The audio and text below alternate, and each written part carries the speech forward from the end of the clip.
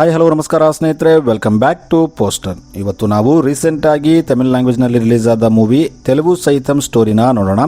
ಇದರ IMDb rating 7.5 ಇದೆ. So movie ತುಂಬಾ ಇಂಟ್ರೆಸ್ಟಿಂಗ್ ಆಗಿದೆ. ವಿಡಿಯೋನ ಲಾಸ್ಟ್ ವರೆಗೆ ನೋಡಿ. ಕತೆ ಆರಂಭದಲ್ಲಿ ಒಬ್ಬ ವ್ಯಕ್ತಿನ ತೋರಿಸ್ತಾರೆ. ಈತ ಒಬ್ಬ ಹುಡುಗಿನ ಒಂದು ತೋಟದಲ್ಲಿ ಕೊಲೆ ಮಾಡ್ತಾನೆ ಮತ್ತು ಆಮೇಲೆ ಆಕೆ ಬಾಡಿನ ಕಟ್ ಮಾಡಿ ಒಂದು ಬ್ರಿಡ್ಜ್ ಮೇಲಿಂದ ಆಕೆನ ಕೆಳಗೆ ಬಿಸಾಕ್ತಾನೆ. ಈಗ ಸೀನ್ ಮಾರನೇ ಬೆಳಗ್ಗೆ ಅದೇ ಊರಲ್ಲಿ ಶಿಫ್ಟ್ ಆಗುತ್ತೆ. ಈ ಊರಲ್ಲಿ ಒಂದು ಫೆಸ್ಟಿವಲ್ ನಡೀತಿರುತ್ತೆ. ಆ ಫೆಸ್ಟಿವಲ್ ಗಾಗಿ ಅನೌನ್ಸ್ಮೆಂಟ್ ಆಗ್ತಿರುತ್ತೆ. ಈ ಫೆಸ್ಟಿವಲ್ ವರ್ಷಕ್ಕೊಂದು ಸಾರಿ ಈ ಊರಲ್ಲಿ ನಡೀತಿರುತ್ತೆ ಮತ್ತು ದೂರ ದೂರದಿಂದ ಜನ ಈ ಫೆಸ್ಟಿವಲ್ ಗಾಗಿ ಬರ್ತಿರ್ತಾರೆ. ಪೊಲೀಸರು ಕೂಡ ಜಾತ್ರೆಗಾಗಿ ಬೇಕಾಗಿದ್ದ ಬಂದೋಬಸ್ತ್ ಕಾರ್ಯಕ್ರಮಗಳಲ್ಲಿ ತೊಡಗಿರ್ತಾರೆ. ಇಲ್ಲಿ ನಮಗೆ ಒಬ್ಬ ಕಾನ್ಸ್ಟೇಬಲ್ ನ ತೋರಿಸ್ತಾರೆ. ಈತನ ಹೆಸರು ಸಲ್ಮಾನ್.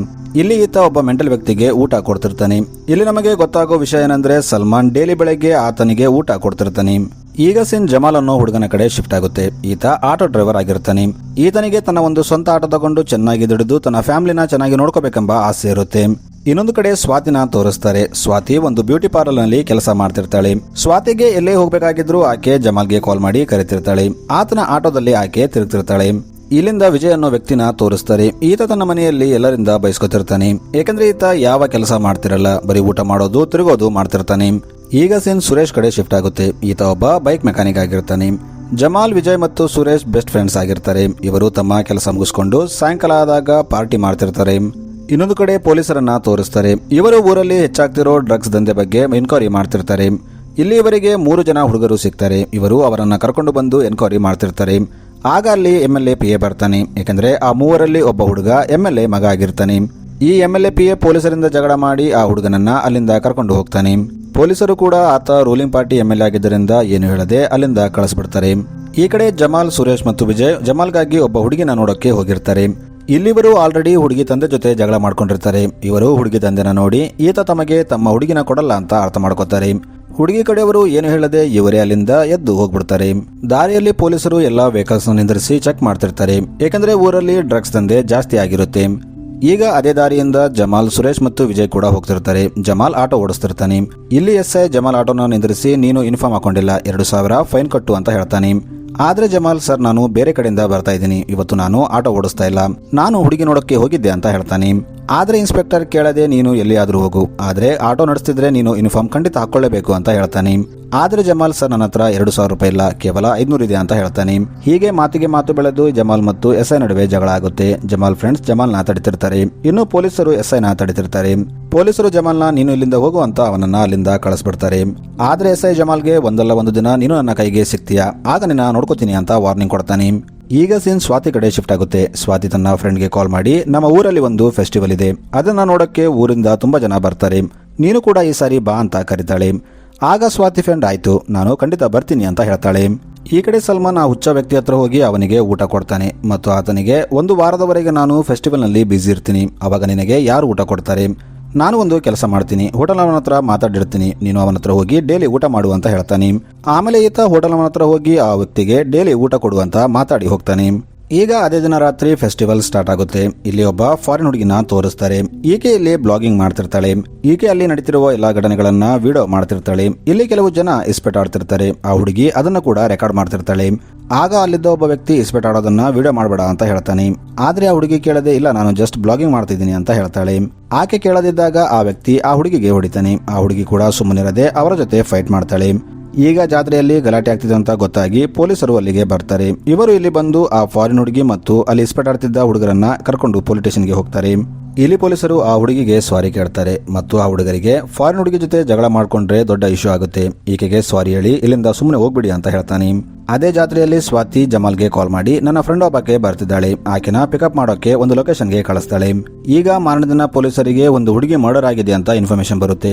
ಇವರು ಅಲ್ಲಿ ಹೋಗಿ ನೋಡಿದಾಗ ಅಲ್ಲಿ ಸ್ವಾತಿ ಬಾಡಿ ಬಿದ್ದಿರುತ್ತೆ. ಆದ್ರೆ ಅಲ್ಲಿ ಸ್ವಾತಿ ತಲೆ ಇರಲ್ಲ, ಅಲ್ಲಿ ಸ್ವಾತಿ ತಲೆ ಬದಲು ಬೇರೆ ಒಂದು ಹುಡುಗಿಯ ತಲೆ ಇರುತ್ತೆ. ಇದನ್ನ ನೋಡಿ ಪೊಲೀಸರು ಕೂಡ ಶಾಕ್ ಆಗ್ತಾರೆ. ಯಾಕಂದ್ರೆ ನಿನ್ನೆ ರಾತ್ರಿ 2 ಹುಡುಗಿಯರ ಮರ್ಡರ್ ಆಗಿರುತ್ತೆ. ಈಗ ಇವರು ಅಲ್ಲಿ ಫಾರೆನ್ಸಿಕ್ ಟೀಮ್ ನ ಕರೀತಾರೆ ಮತ್ತು ಅಲ್ಲಿ ಏನಾದ್ರೂ ಎವಿಡೆನ್ಸ್ ಸಿಗುತ್ತಾ ಅಂತ ಸರ್ಚ್ ಮಾಡ್ತಾರೆ. ಈಗ ಇನ್ಸ್ಪೆಕ್ಟರ್ ಸ್ವಾತಿ ಮನೆಯಲ್ಲಿ ಕೆಲಸ ಮಾಡ್ತಿದ್ದ ಕೆಲಸದಾಕೆನ ಕರೆದು ಎನ್ಕ್ವೈರಿ ಮಾಡ್ತಾನೆ. ಆದ್ರೆ ಆಕೆ, ಸರ್ ನಿನ್ನೆ ನಾನು ಕೆಲಸಕ್ಕೆ ಬಂದಿದ್ದಿಲ್ಲ, ನನಗೆ ಸ್ವಾತಿ ಬಗ್ಗೆ ಜಾಸ್ತಿ ಏನೂ ಗೊತ್ತಿಲ್ಲ, ಆಕೆ ಇಲ್ಲಿ ಒಂದು ಬ್ಯೂಟಿ ಪಾರ್ಲರ್ ರನ್ ಮಾಡ್ತಾಳೆ ಅಂತ ಹೇಳ್ತಾಳೆ. ಈಗ ಮಾರನೇ ದಿನ ಫಾರೆನ್ಸಿಕ್ ಡಾಕ್ಟರ್ SIನ ಕರೆದು, ಸರ್ ಈ ಕೇಸಲ್ಲಿ ತುಂಬಾ ಕಾಂಪ್ಲಿಕೇಶನ್ ಇದೆ, ಯಾಕಂದ್ರೆ ಕಿಲ್ಲರ್ ಯಾವ ಎವಿಡೆನ್ಸ್ ನ ಬಿಟ್ಟಿಲ್ಲ, ಅವನು ಕೊಲೆ ಮಾಡೋಕ್ಕಿಂತ ಮುಂಚೆ ಆ ಹುಡುಗಿಯರ ಜೊತೆ ಸೆಕ್ಸುಯಲಿ ಅಸಾಲ್ಟ್ ಕೂಡ ಮಾಡಿಲ್ಲ, ಇಲ್ಲಿ ಕಿಲ್ಲರ್ ತುಂಬಾ ಚೆನ್ನಾಗಿ ಪ್ಲಾನ್ ಮಾಡಿ ಮರ್ಡರ್ ಮಾಡಿದ್ದಾನೆ ಅಂತ ಹೇಳ್ತಾನೆ. ಈಗ ಪೊಲೀಸರ ಎನ್ಕ್ವೈರಿಯಲ್ಲಿ ಸ್ವಾತಿ ಕೊನೆ ಬಾರಿಗೆ ಜಮಾಲ್ಗೆ ಕಾಲ್ ಮಾಡಿದ್ದಾಳೆ ಅಂತ ಗೊತ್ತಾಗುತ್ತೆ. ಈಗ ಎಸ್ಐಗೆ ಜಮಾಲ್ ಮೇಲೆ ಕೋಪ ಇದ್ದಿದ್ದರಿಂದ ಅವನು ಜಮಾಲ್ನ ಸ್ಟೇಷನ್ಗೆ ಕರ್ಕೊಂಡು ಬಂದು ತುಂಬಾ ಹೊಡಿತಾನೆ ಮತ್ತು ಸ್ವಾತಿನ ಯಾಕೆ ಕೊಂದೆ ಅಂತ ಕೇಳ್ತಿರ್ತಾನೆ. ಇನ್ನೊಂದು ಕಡೆ ಜಮಾಲ್ ಅರೆಸ್ಟ್ ಆಗಿರೋ ವಿಷಯ ಅವನ ಫ್ಯಾಮಿಲಿ ಮತ್ತು ಫ್ರೆಂಡ್ಸ್ಗೆ ಗೊತ್ತಾದಾಗ ಅವರು ಊರಿನ ಸರ್ಪಂಚ್ ಹತ್ರ ಹೋಗ್ತಾರೆ ಮತ್ತು ಒಬ್ಬ ಲಾಯರ್ನ ಹಿಡ್ಕೊಂಡು ಪೊಲೀಸ್ ಸ್ಟೇಷನ್ಗೆ ಹೋಗ್ತಾರೆ. ಇಲ್ಲಿ ಪೊಲೀಸರು ಜಮಾಲ್ನ ಹೊಡೆದು ಎನ್ಕ್ವೈರಿ ಮಾಡ್ತಿದ್ದಾಗ ಆತ ನಿನ್ನೆ ನಡೆದ ಘಟನೆ ಬಗ್ಗೆ ಹೇಳ್ತಾನೆ. ನಿನ್ನೆ ನಾನು ಜಾತ್ರೆಯಲ್ಲಿದ್ದಾಗ ಸ್ವಾತಿ ನನಗೆ ಕಾಲ್ ಮಾಡಿದ್ಲು ಮತ್ತು ತನ್ನ ಫ್ರೆಂಡ್ನ ಪಿಕ್ ಮಾಡುವಂತೆ ಹೇಳಿದ್ಲು. ಆಗ ನಾನು ಬಸ್ ಸ್ಟಾಪ್ಗೆ ಹೋಗಿ ಆಕೆ ಫ್ರೆಂಡ್ನ ಪಿಕ್ ಮಾಡಿ ಆಕೆ ಮನೆಗೆ ಬಿಟ್ಟು ಬಂದೆ ಅಂತ ಹೇಳ್ತಾನೆ. ಸ್ವಾತಿ ಮನೆ ಹತ್ರ ಜಮಾಲ್ನ ಯಾರೋ ಒಬ್ಬ ವ್ಯಕ್ತಿ ನೋಡಿರ್ತಾನೆ. ಆತನೇ ಪೊಲೀಸರಿಗೆ ಇನ್ಫಾರ್ಮೇಶನ್ ಕೊಟ್ಟಿರ್ತಾನೆ. ಈಗ ಇಲ್ಲಿ ಲಾಯರ್, ಸರ್ಪಂಚ್ ಮತ್ತು ಜಮಾಲ್ ಫ್ರೆಂಡ್ಸ್ ಬರ್ತಾರೆ. ಇವರು ಜಮಾಲ್ನ ಬೇಲ್ ಕೊಟ್ಟು ಬಿಡಿಸ್ಕೊಂಡು ಹೋಗ್ತಾರೆ. ಆದ್ರೆ ಪೊಲೀಸರು ಜಮಾಲ್ ಊರ್ ಬಿಟ್ಟು ಹೋಗಬಾರ್ದು ಮತ್ತು ನಾವು ಕರೆದಾಗೆಲ್ಲ ಎನ್ಕ್ವೈರಿಗೆ ಬರಬೇಕಂತ ಕಂಡೀಷನ್ ಇಟ್ಟು ಅವನನ್ನ ಕಳಿಸ್ತಾರೆ. ನೆಕ್ಸ್ಟ್ ಸೀನಲ್ಲಿ ಒಬ್ಬ ಮಹಿಳೆ ನದಿ ಹತ್ರ ಬಟ್ಟೆ ಒಗಿತಿರ್ತಾಳೆ. ಆಗ ಅಲ್ಲಿ ಒಂದು ತಲೆ ಇಲ್ಲದ ಬಾಡಿ ತೇಲ್ಕೊಂಡು ಬರುತ್ತೆ. ಈಕೆ ಇದನ್ನ ನೋಡಿ ಭಯಪಟ್ಟು ಪೊಲೀಸರಿಗೆ ಇನ್ಫಾರ್ಮ್ ಮಾಡ್ತಾಳೆ. ಈಗ ಪೊಲೀಸರು ಬಂದು ಚೆಕ್ ಮಾಡಿದಾಗ ಸ್ವಾತಿ ಮನೆಯಲ್ಲಿ ಸಿಕ್ಕ ತಲೆ ಮತ್ತು ಈ ಬಾಡಿ ಎರಡು ಒಂದೇ ಆಗಿರಬಹುದು ಅಂತ ಯೋಚನೆ ಮಾಡ್ತಿರ್ತಾರೆ. ಈಗ ಈ ನ್ಯೂಸ್ ಎಲ್ಲ ನ್ಯೂಸ್ ಚಾನೆಲ್ ನಲ್ಲಿ ಟೆಲಿಕಾಸ್ಟ್ ಆಗ್ತಿರುತ್ತೆ. ಈಗ ಮಾರನೇ ದಿನ ಊರಿನ ಸರ್ಪಂಚ್ ಮತ್ತು ಊರಿನ ಕೆಲವು ಜನ ಮೀಡಿಯಾ ಮುಂದೆ ಬಂದು ಸ್ಟೇಟ್ಮೆಂಟ್ ಕೊಡ್ತಾರೆ ಮತ್ತು ಪೊಲೀಸರು ಈ ಕೇಸ್ನ ಸೀರಿಯಸ್ ಆಗಿ ತಗೋತಾ ಇಲ್ಲ ಮತ್ತು ಅವರು ಸರಿಯಾಗಿ ಇನ್ವೆಸ್ಟಿಗೇಷನ್ ಮಾಡ್ತಾ ಇಲ್ಲ. ಈ ಕೇಸ್ನ ಸಿಬಿಐಗೆ ಕೊಡಬೇಕು ಅಂತ ಹೋರಾಟ ಮಾಡ್ತಿರ್ತಾರೆ. ಈಗ ಈ ಹೋರಾಟ ಎಲ್ಲ ನ್ಯೂಸ್ ಚಾನೆಲ್ ನಲ್ಲಿ ಬಂದು ತುಂಬಾ ದೊಡ್ಡದಾಗುತ್ತೆ. ಇದರಿಂದ ಸೀನಿಯರ್ ಆಫೀಸರ್ ಎಸ್ಐನ ಕರೆದು ನಿನಗೆ 3 ದಿನಗಳ ಟೈಮ್ ಕೊಡ್ತೀನಿ, ಅಷ್ಟರೊಳಗೆ ಈ ಕೇಸ್ನ ಸಾಲ್ವ್ ಮಾಡು, ಇಲ್ಲಾಂದ್ರೆ ಈ ಕೇಸ್ ಸಿಬಿಐಗೆ ಹೋಗುತ್ತೆ ಅಂತ ಹೇಳ್ತಾನೆ. ಈಗ ಎಸ್ಐಗೆ ಈ ಕೇಸ್ನ ಹೇಗೆ ಕ್ಲೋಸ್ ಮಾಡಬೇಕಂತ ಅರ್ಥವಾಗಲ್ಲ. ಅವನು 3 ದಿನ ಒಳಗೆ ಕಿಲ್ಲರ್ನ ಎಲ್ಲಿಂದ ಹಿಡ್ಕೋಬೇಕು ಅಂತ ಯೋಚನೆ ಮಾಡ್ತಿರ್ತಾನೆ. ಈಗ ಇನ್ಸ್ಪೆಕ್ಟರ್ ದಾರಿಯಲ್ಲಿ ಹೋಗ್ತಿದ್ದಾಗ ಅವನಿಗೆ ಒಂದು ಹೋಟೆಲ್ ಹೊರಗೆ ಅದೇ ಹುಚ್ಚ ವ್ಯಕ್ತಿ ಕಾಣ್ತಾನೆ. ಈ ಹುಚ್ಚ ವ್ಯಕ್ತಿಯ ಕಾಲುಗಳು ಸೊಟ್ಟಾಗಿರ್ತವೆ. ಇನ್ಸ್ಪೆಕ್ಟರ್ ಆ ವ್ಯಕ್ತಿಯ ಕಾಲುಗಳನ್ನ ನೋಡಿ ಕ್ರೈಮ್ ಸೀನ್ ಹತ್ರ ಇಂಥದೇ ಕಾಲಿನ ಗುರುತುಗಳು ಸಿಕ್ಕಿದ್ವು ಅಂತ ಆ ವ್ಯಕ್ತಿನ ಅರೆಸ್ಟ್ ಮಾಡ್ತಿರ್ತಾನೆ. ಆಗ ಅಲ್ಲಿದ್ದ ಊರಿನವರು ನಿಮಗೆ ಕೇಸ್ ಸಾಲ್ವ್ ಮಾಡೋಕ್ಕಾಗಿಲ್ಲ ಅಂದ್ರೆ ಅದನ್ನ ಸಿಬಿಐಗೆ ಕೊಟ್ಬಿಡಿ, ಸುಮ್ಮನೆ ಒಬ್ಬ ಅಮಾಯಕ ವ್ಯಕ್ತಿನ ಕರ್ಕೊಂಡು ಹೋಗಿ ಅರೆಸ್ಟ್ ಮಾಡ್ತೀರಾ ಅಂತ ಕೇಳ್ತಿರ್ತಾರೆ. ಆಗ ಇನ್ಸ್ಪೆಕ್ಟರ್ ಹಾಗೇನಿಲ್ಲ, ನಾವೊಂದು ರೊಟೀನ್ ಎನ್ಕ್ವೈರಿ ಮಾಡ್ತಿದೀವಿ ಅಷ್ಟೇ, ಈ ವ್ಯಕ್ತಿನ ಎನ್ಕ್ವೈರಿ ಮಾಡಿ ಬಿಟ್ಬಿಡ್ತೀವಿ ಅಂತ ಹೇಳ್ತಾನೆ. ಈಗ ಇವರು ಆ ಹುಚ್ಚ ವ್ಯಕ್ತಿನ ಪೊಲೀಸ್ ಸ್ಟೇಷನ್ಗೆ ಕರ್ಕೊಂಡು ಬರ್ತಾರೆ. ಇಲ್ಲಿವರು ಆ ಹುಚ್ಚ ವ್ಯಕ್ತಿಗೆ ತುಂಬಾ ಕೇಳ್ತಿರ್ತಾರೆ. ಆದ್ರೆ ಆತ ಏನು ಮಾತಾಡ್ತಿರಲ್ಲ, ಸುಮ್ಮನೆ ಏನೋ ಪೇಪರ್ ಮೇಲೆ ಗೀಚ್ತಿರ್ತಾನೆ. ಈಗ ಇವರು ಈತ ಏನು ಮಾತಾಡಲ್ಲ ಅಂತ ಹೇಳಿ ಅವನನ್ನ ಅಲ್ಲಿಂದ ಕಳಿಸ್ತಿದ್ದಾಗ ಆತ ಒಂದು ಪೇಪರ್ ಮೇಲೆ ಒಂದು ಸ್ಕೆಚ್ ಅನ್ನ ಮಾಡಿರ್ತಾನೆ. ಇನ್ಸ್ಪೆಕ್ಟರ್ ಆ ಸ್ಕೆಚ್ ಅನ್ನ ನೋಡಿ ಈತ ಯಾರು ಅಂತ ಕೇಳ್ತಾನೆ. ಆದ್ರೆ ಆ ಹುಚ್ಚ ವ್ಯಕ್ತಿ ಏನು ಹೇಳದೆ ಸುಮ್ಮನೆ ನಗ್ತಿರ್ತಾನೆ. ಆಗ ಇನ್ಸ್ಪೆಕ್ಟರ್ ಆ ಸ್ಕೆಚ್ ನ ತನ್ನ ಸ್ಟಾಫ್ಗೆ ತೋರಿಸಿ ಈತ ಯಾರು ಮತ್ತು ಈತನ ಏನಾದ್ರೂ ಕ್ರಿಮಿನಲ್ ರೆಕಾರ್ಡ್ ಇದೆನಾ ಅಂತ ಕೇಳ್ತಾನೆ. ಆದ್ರೆ ಅವರು ಇಲ್ಲ ಸರ್, ನಾವು ಈತನನ್ನ ಎಲ್ಲಿ ನೋಡಿಲ್ಲ ಅಂತ ಹೇಳ್ತಿರ್ತಾರೆ. ಈಗ ಸ್ವಲ್ಪ ಹೊತ್ತಾದ್ಮೇಲೆ ಒಬ್ಬ ಕಾನ್ಸ್ಟೇಬಲ್ ಒಂದು ವಿಡಿಯೋ ನೋಡ್ತಿರ್ತಾನೆ. ಅವನು ಆ ವಿಡಿಯೋ ನೋಡ್ತಾ ಏನೋ ಗುರುತು ಹಚ್ತಾನೆ. ಅವನು ಸೀದಾ ಇನ್ಸ್ಪೆಕ್ಟರ್ ಹತ್ರ ಹೋಗಿ ಆ ವಿಡಿಯೋನ ಇನ್ಸ್ಪೆಕ್ಟರ್ಗೆ ತೋರಿಸ್ತಾನೆ. ಇನ್ಸ್ಪೆಕ್ಟರ್ ಆ ವಿಡಿಯೋ ನೋಡಿದಾಗ ಆ ವಿಡಿಯೋ ಅದೇ ಫಾರಿನ್ ಹುಡುಗಿ ಮಾಡಿದ ಬ್ಲಾಗ್ ವಿಡಿಯೋ ಆಗಿರುತ್ತೆ. ಆ ವಿಡಿಯೋದಲ್ಲಿ ಅದೇ ಹುಚ್ಚ ವ್ಯಕ್ತಿ ಡ್ರಾ ಮಾಡಿದ ವ್ಯಕ್ತಿ ಇರ್ತಾನೆ. ಇದನ್ನ ನೋಡಿ ಪೊಲೀಸರು ಈಗ ಊರಲ್ಲಿ ಹೋಗಿ ಆ ಫೋಟೋನ ಊರವರಿಗೆ ತೋರಿಸಿ ಈ ವ್ಯಕ್ತಿ ಯಾರು ಅಂತ ಎನ್ಕ್ವೈರಿ ಮಾಡ್ತಿರ್ತಾರೆ. ಈಗ ಮಾರನೇ ದಿನ ಈ ಪೊಲೀಸ್ ಸ್ಟೇಷನ್ಗೆ ಒಬ್ಬ ಬೇರೆ ಪೊಲೀಸ್ ಸ್ಟೇಷನ್ ನ ಆಫೀಸರ್ ಬರ್ತಾನೆ. ಈತ ಇವರಿಗೆ ಸರ್, ನೀವು ಹುಡುಕ್ತಿರೋ ವ್ಯಕ್ತಿ ಬಗ್ಗೆ ನನಗೆ ಗೊತ್ತು. ಆತ ಒಬ್ಬ ವಿಚಿತ್ರ ವ್ಯಕ್ತಿ. ಒಂದು ಕೇಸಲ್ಲಿ ನಾನು ಅವನನ್ನ ಭೇಟಿಯಾಗಿದ್ದೆ ಅಂತ ಹೇಳ್ತಾನೆ. ಈಗ ಸ್ಟೋರಿ ಫ್ಲಾಶ್ ಬಗ್ಗೆ ಹೋಗುತ್ತೆ. ಆ ಫೋಟೋದಲ್ಲಿದ್ದ ವ್ಯಕ್ತಿ ತನ್ನ ಕೆಲಸ ಮುಗಿಸ್ಕೊಂಡು ತಾನು ರೆಗ್ಯುಲರ್ಲಿ ಹೋಗ್ತಿದ್ದ ಒಂದು ಶಾಪ್ಗೆ ಹೋಗ್ತಾನೆ. ಇವನು ಇಲ್ಲಿ ಏನೋ ಸಾಮಾನು ತಗೋತಿದ್ದಾಗ ಆಗ ಶಾಪ್ ಓನರ್ ಆತನಿಗೆ, ನಾನು ನಿನ್ನ ಮಗನ್ನ ಒಂದು ಜಾಗದಲ್ಲಿ ನೋಡಿದ್ದೆ, ಆತ ಯಾರೋ ಅಜ್ಞಾತ ವ್ಯಕ್ತಿಯಿಂದ ಏನೋ ತಗೋತಿದ್ದ, ಅವನ ಮೇಲೆ ಒಂದು ಕಣ್ಣಿಡು, ಅವನು ದಾರಿ ತಪ್ಪಬಹುದು ಅಂತ ಹೇಳ್ತಾನೆ. ಇದನ್ನ ಕೇಳಿ ಆ ವ್ಯಕ್ತಿ ಅಂಗಡಿಯವನ ಮಾತನ್ನ ಅಷ್ಟೇನು ಸೀರಿಯಸ್ ಆಗಿ ತಗೊಳ್ಳಲ್ಲ. ಈಗ ಮಾರನೇ ದಿನ ಆ ವ್ಯಕ್ತಿ ತನ್ನ ಮನೆಯಲ್ಲಿದ್ದಾಗ ಆತನ ಮಗನ ಫೋನ್ಗೆ ಒಂದು ಕಾಲ್ ಬರ್ತಿರುತ್ತೆ. ಈತ ಕಾಲ್ ಎತ್ತಿ ತನ್ನ ಮಗ ಮನೆಯಲ್ಲಿಲ್ಲ ಅಂತ ಹೇಳಬೇಕು ಅನ್ಕೊಂಡಿರ್ತಾನೆ. ಆದ್ರೆ ಆ ಕಡೆಯಿಂದ ಸ್ವಾತಿ ಮಾತಾಡ್ತಿರ್ತಾಳೆ. ಈತ ಕಾಲ್ ರಿಸೀವ್ ಮಾಡಿದ ತಕ್ಷಣ ಸ್ವಾತಿ ಈತನಿಗೆ, ನೀನು ನನಗೆ ದುಡ್ಡು ಕೊಟ್ಟಿಲ್ಲ ಅಂದ್ರೆ ನಿನ್ನ ಕುಟುಂಬದ ಮರ್ಯಾದೆಯನ್ನ ಬೀದಿಗೆ ತರ್ತೀನಿ ಅಂತ ಹೇಳ್ತಾಳೆ. ಇದನ್ನ ಕೇಳಿ ಈ ವ್ಯಕ್ತಿಗೆ ಏನು ಅರ್ಥವಾಗಲ್ಲ. ಆತ ನನ್ನ ಮಗ ಈಕೆಗೆ ಯಾಕೆ ದುಡ್ಡು ಕೊಡಬೇಕು ಅಂತ ಯೋಚನೆ ಮಾಡ್ತಿರ್ತಾನೆ. ಇವನು ಈಗ ತನ್ನ ಮಗನ ಅಲ್ಮಾರಿ ಚೆಕ್ ಮಾಡಿದಾಗ ಆತನಿಗೆ ಅಲ್ಲಿ ಡ್ರಗ್ಸ್ ಸಿಗುತ್ತೆ. ಇದನ್ನ ನೋಡಿ ಈತನಿಗೆ ಎಲ್ಲ ಅರ್ಥವಾಗುತ್ತೆ. ಸ್ವಲ್ಪ ಹೊತ್ತಾದ್ಮೇಲೆ ಆತನ ಮಗ ಇಲ್ಲಿ ಬರ್ತಾನೆ. ಈತ ತಾನು ಕಬಾರ್ಡ್ ನಲ್ಲಿ ಇಟ್ಟಿದ್ದ ಡ್ರಗ್ಸ್ ನ ತಗೋಬೇಕಂತ ಹೋಗ್ತಾನೆ. ಆದ್ರೆ ಅಲ್ಲಿ ಡ್ರಗ್ಸ್ ಇರಲ್ಲ. ಇದನ್ನ ನೋಡಿ ಆತನಿಗೆ ತುಂಬಾ ಶಾಕ್ ಆಗುತ್ತೆ. ಅವನು ಜೋರಾಗಿ ಕೂಗ್ತಾ ತನ್ನ ತಾಯಿಗೆ, ನಾನು ಇಲ್ಲಿ ಕೆಲವೊಂದು ಪ್ಯಾಕೆಟ್ಸ್ ಗಳನ್ನ ಇಟ್ಟಿದ್ದೆ, ಅದು ಎಲ್ಲಿ ಅಂತ ಕೇಳ್ತಿರ್ತಾನೆ. ಸ್ವಲ್ಪ ಹೊತ್ತಾದ್ಮೇಲೆ ಆ ವ್ಯಕ್ತಿ ತನ್ನ ಕೆಲಸ ಕಂಪ್ಲೀಟ್ ಮಾಡ್ಕೊಂಡು ತನ್ನ ಮನೆಗೆ ಬರ್ತಾನೆ. ಇಲ್ಲಿ ಬಂದು ನೋಡಿದಾಗ ಇಲ್ಲಿ ತುಂಬಾ ಜನ ಜಮಾ ಆಗಿರ್ತಾರೆ.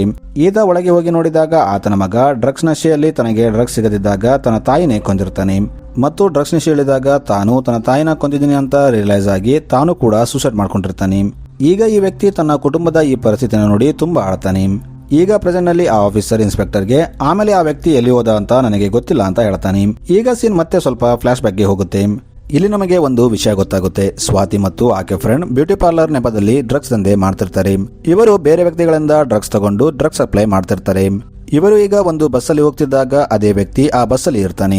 ಈತ ಸ್ವಾತಿ ಮತ್ತು ಆಕೆ ಫ್ರೆಂಡ್ಸ್ ನ ಫಾಲೋ ಮಾಡ್ತಿರ್ತಾನೆ, ಯಾಕಂದ್ರೆ ಸ್ವಾತಿಯಿಂದನೇ ತನ್ನ ಮಗ ಸತ್ತೋಗಿರ್ತಾನೆ. ಈಗ ಸ್ವಾತಿಗೆ ಒಂದು ಕಾಲ್ ಬರುತ್ತೆ. ಆ ಕಾಲಲ್ಲಿ ಮುಂದೆ ಪೊಲೀಸರು ಚೆಕ್ ಮಾಡ್ತಿದ್ದಾರೆ ಅಂತ ಇನ್ಫಾರ್ಮೇಶನ್ ಬಂದಿರುತ್ತೆ. ಇವರ ಹತ್ರ ಡ್ರಗ್ಸ್ ಇದ್ದಿದ್ದರಿಂದ ಪೊಲೀಸರ ಕೈಗೆ ಸಿಕ್ಕಾಕೋಬಹುದು ಅಂತ ಅಲ್ಲೇ ಬಸ್ಸಿಂದ ಕೆಳಗಿಳಿತಾರೆ. ಆದ್ರೆ ಇವರು ಅವಸರದಲ್ಲಿ ಕೆಳಗಿಳಿತಿದ್ದಾಗ ಇವರ ಬ್ಯಾಗ್ ಒಂದು ತಂತಿಗೆ ಸಿಕ್ಕಾಕೊಳ್ಳುತ್ತೆ. ಇವರಿಗೆ ಅದನ್ನ ತೆಗೆಯೋಕೆ ಆಗಲ್ಲ. ಈಗ ಅವರು ಆ ಬ್ಯಾಗ್ ನ ಅಲ್ಲೇ ಬಿಟ್ಟು ಬಸ್ಸಿಂದ ಕೆಳಗಿಳಿತಾರೆ. ಈಗ ಸ್ಟೋರಿ ಪ್ರೆಸೆಂಟ್ ಟೈಮ್ಗೆ ಬರುತ್ತೆ.